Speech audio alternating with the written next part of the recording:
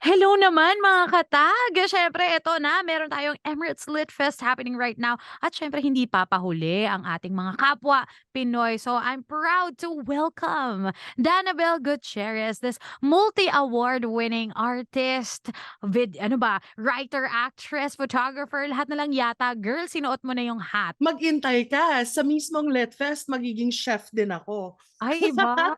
Danabelle Gutierrez, dito ka sa UAE based and growing up, no? We know that you've grown up in different areas, kumbaga in different countries from Cairo to Muscat to Vienna. And as an artist, kasi nga, you're not just one per se, no? Ikaw parang all around ka talaga. We can say, a well-rounded person when it comes to your artistry, di ba? So, ano ba yung Ay, influences mo? my influences depende sa art form. And I wouldn't say that I'm well-rounded, I would say that I'm just bored. Talagang Parang, iba ano ang ba nadadala puwede ba ng nating board gawin? mo? Gano'n. My influences, as a writer is well, as a poet, mainly is Richard Sykin and Gina Ann Verley. Mhm. Neil Gaiman as well, Margaret Atwood.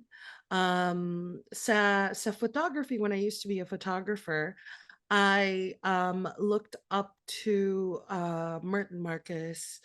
I looked up to Sue Bryce. Like marami kong mga photographers na that I loved so much. I was trying to emulate.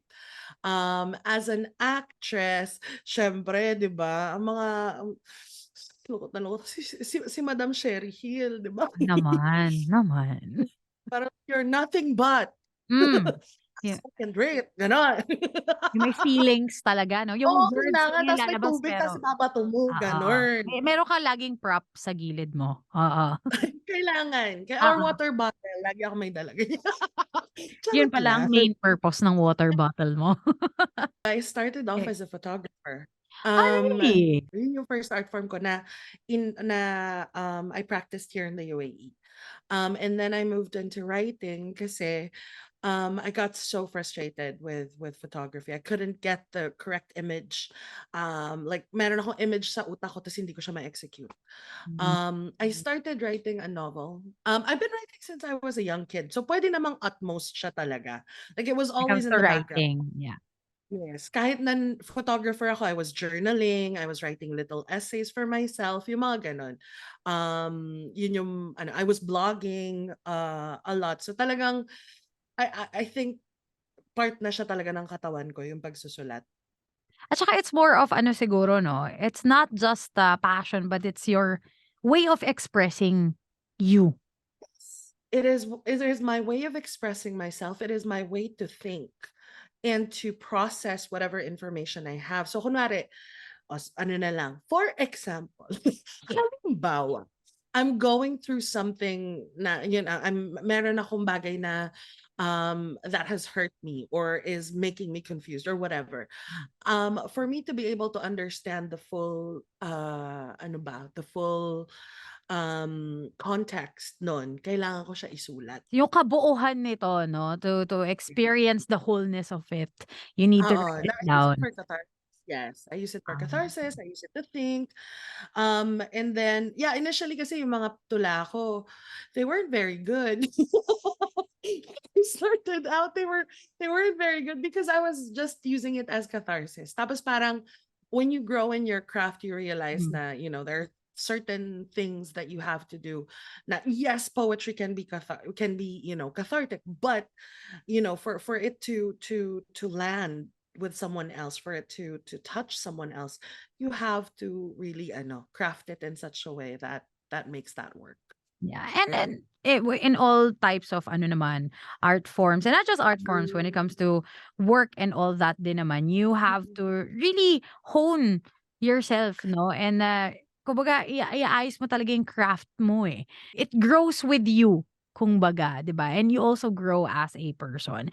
And with that, 'di ba, with all the different art forms that you use, yung how you express yourself and all that, can you pinpoint a time na kailan ba nagsimula itong, passion mo when it comes to the arts?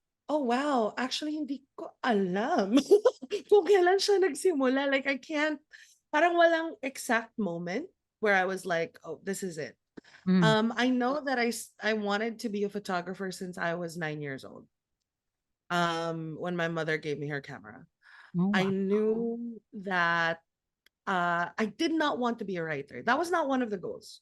Mm. Hindi siya parang, paglaki ko magiging writer ako. Nagsusulat ako. Like, I'm doing the thing. Pero hindi ko inisip na, magiging writer Kumbaga ito ako or yung career mo or this is the path that you're gonna take. It's just something mm. that has been with you na parang it's like Yes. natural Natalo na ako. siya. It's second Yes, nature to you already. Oh, yes. okay. Correct, correct. Okay, ang Gano'n siya. galing. Concept na gano'n. Pero, with my love for the arts, I can't say, hindi ko alam kung wala akong maisip na moment. I mean, I think it's always been there sa family namin, like, we go to museums, yung we go to concerts, to plays. That's yung I don't know. I have no answer kung kailan siya Kumbaga nag-start. Baka naman baka naman, inborn, oo. Sabihin na lang natin it was embedded into gano'n na lang. into your personality, ganyan. Correct. 'Di ba, gano'n na lang. Pinanganak ako na ganyan. Exactly. At eto na nga 'di ba kanina you mentioned na you didn't even think na this would be a path for you. And you're part of the Emirates Lit Fest, no? And you're representing, we should say naman talaga, our mga kababayans out there, 'di ba? Pinoy represent. So, how does that make you feel to be part of this Emirates Lit Fest and be one of the authors holding your own sessions? I'm very excited and I've always been so I think nag-start akong sumama sa nag-start nila akong i-invite na sumama sa Litfest since 2016, I think, 2017. I've always been so grateful na kasama ako dun sa lineup na yun and it's always been so great. And it's very exciting kasi andun yung parang legitimizing feeling na na-recognize ka ng actual na ano, 'di ba, ng institusyon. Exactly. On most years, I am the only Filipina. There have been some years na merong Pinoy na nandun, pero in most years ako lang yung Filipino, which made it, more of a parang do you feel any Pressure. pressure right now? Gano'n. Mabi Na parang mabigat ba? kailangan 'di ba parang kailangan ano, maganda yung magiging, impression nila sa Filipino kasi ako lang yung andon. Why I am so excited for this year is because ang dami Pilipino, like, oh my God, ang Exactly. saya-saya ko. I'm like, "Kabayan, let's go." Let's do this, Yes, hindi let's pero do totoo, this. Go, 'di go, ba? go. You get to see, yung kumbaga yung the list of artists, Yes, authors yes, with you yes, there, 'di ba? Ambet Ocampo, andiyan sila. yes. Yes, Muki La Cuesta is here, and Exactly. It's yes. amazing kasi it's representation, 'di ba? You get to see that. But it's also coming together of these different, kumbaga art forms, Yes, artists, yes. and it's not just Filipinos, it's a kumbaga a cultural hub. For me, ang importante na maraming Filipinos represented right now is for the kids who are here, right? Kasi when I was growing up, I guess the reason why I didn't think that I could be a writer is because I didn't Is see that, yeah. 'di ba? You didn't see So someone like you there. exactly. So now, importante 'to na nandito 'tong mga kabayan natin Totoo. na nire-represent, makita ng mga bata, and if they can see it, magki-click sa utak nila, puwede pala. Puwede pala akong maging writer. So, hindi pala joke lang yung nagda-diary ako. Hindi Puwede pala palang yung journaling seryosohin, ko, oo. gano'n. May patutunguhan pala talaga ito, 'di ba? Correct, gano'n. True. Importante, 'di ba? Totoo naman. So mm. And it's beautiful 'no, kasi yun nga, there's array of and it's not just one, kumbaga one style, 'di ba? You have Yes, authors, yes, poems yes, na written yes. there, you have Illustrators, nagre-read illustrators, book. graphic art, and Yes, it's they're yes. all there 'no? So kumbaga as an adult kinikilig tayo sa mga ganitong bagay, 'di ba? Correct, correct. At dahil diyan papunta eto na nga yung exciting part 'no, since it's Punta pa lang tayo sa exciting papunta part. pa lang. Ano pa lang yun, patikim pa lang yun, 'di ba? So this is now happening, Emirates Lit Fest. And you mentioned earlier, you're not just gonna be there to author, you're gonna be a chef. So, kindly tell Yes. us more about that and your different sessions kasi I know you have a few. Medyo ang dami ko nga session ngayong taon na 'to, nakakatuwa naman sobrang grateful ko and anyway, it's like a week and a year where we get to do this. So, Yeah. i-push na natin 'di ba, todo na natin 'to. Why So, not? ang mga sessions ko, I'll do this in chronological order. Okay, go. On Feb 2, there's Fresh Air, Fresh Lyrics, a night of poetry. I'll be hosting that night with different poets. Muki La Cuesta is also going to be there, our fellow Filipina poet. And she's going to be performing along with Kashani Doshi, Meitha Al Suwaidi, who's an Emirati poet who's a good friend of mine, and I love her.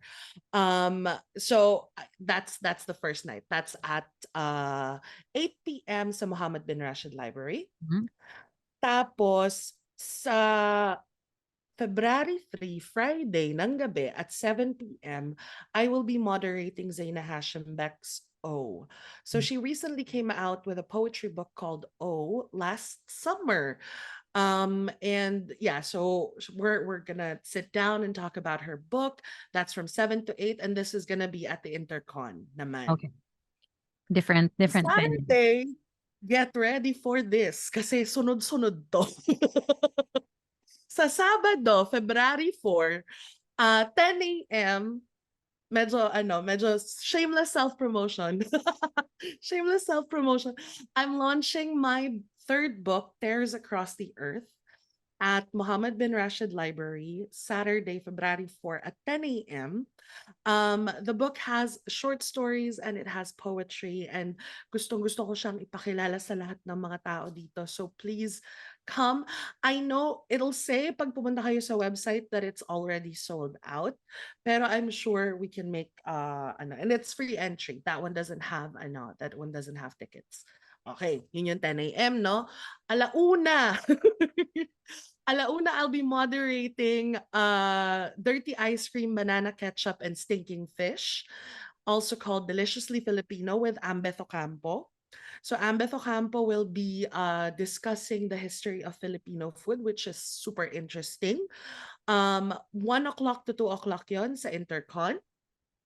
Tapos, 5:30 to 6:30. Fun. Kwentong